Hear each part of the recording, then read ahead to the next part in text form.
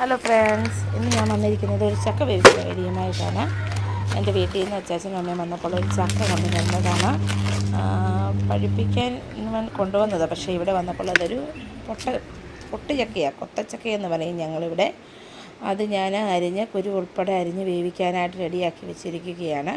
അരപ്പിന് ആവശ്യമായ സാധനങ്ങളും എല്ലാം റെഡിയാക്കി വെച്ച് നമ്മൾ ചക്ക വേവിക്കുന്ന പാത്രത്തിലേക്ക് ചക്ക മാറ്റി അതിലേക്ക് ആവശ്യത്തിനുള്ള ഉപ്പും ചക്കയ്ക്ക് ആവശ്യമായിട്ടുള്ള മഞ്ഞൾപ്പൊടിയും ചേർത്ത്, പിന്നെ നമ്മുടെ പറമ്പിൽ നിന്ന് പറിച്ച് നല്ല ഫ്രഷ് കറിവേപ്പില. ചക്കയ്ക്ക് എപ്പോഴും ഫ്രഷ് കറിവേപ്പില ഇടുന്നത് വളരെ നല്ലതാണ്. അതിട്ട് വേവിക്കുവാണെങ്കിൽ നമുക്കൊരു പ്രത്യേക ഫ്ലേവർ കിട്ടും ചക്കയ്ക്ക്. അതുകൊണ്ട് അത് വിട്ട് നമുക്കൊന്ന് അടുപ്പിൽ വെച്ച് ഇതിനാവശ്യമായിട്ടുള്ള വെള്ളം ഒഴിച്ച് നമുക്ക് അടുപ്പിൽ വെച്ചൊന്ന് വേവിക്കാം.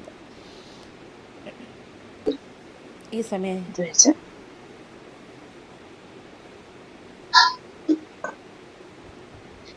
നമുക്ക് അരപ്പ് തയ്യാറാക്കാം.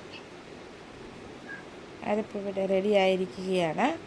ഇത് ഒരുപാട് അങ്ങ് ക്രഷ് ചെയ്തെടുക്കണ്ട, ജസ്റ്റ് ഒന്ന് ക്രഷ് ചെയ്തെടുത്ത അരപ്പ്. നമുക്ക് ചക്ക ഒന്ന് ആവി കയറി അതിൻ്റെ നടുഭാഗത്തൊരു ചെറിയ കുഴിയുണ്ടാക്കി അതിലേക്ക് നമുക്ക് ഈ അരപ്പ് ഇട്ട് ഒന്ന് തട്ടിപ്പൊത്തി വെക്കാം.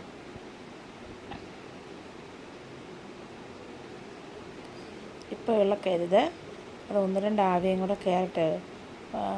പൊട്ടുചക്ക ആയതുകൊണ്ട് വേവാൻ ഇച്ചിരിയും കൂടെ താമസം എടുക്കും. വളഞ്ഞ ചക്കയാണെങ്കിൽ 2 ആവിയൊക്കെ കയറി കഴിയുമ്പോൾ വേകുന്നതാണ്. പക്ഷേ ഇത് ഇച്ചിരിയും കൂടെ ലേറ്റായി.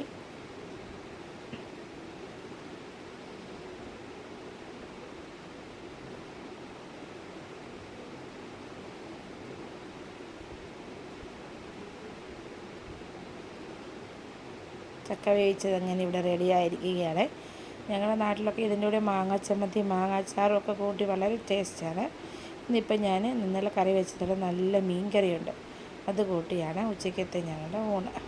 Thank you.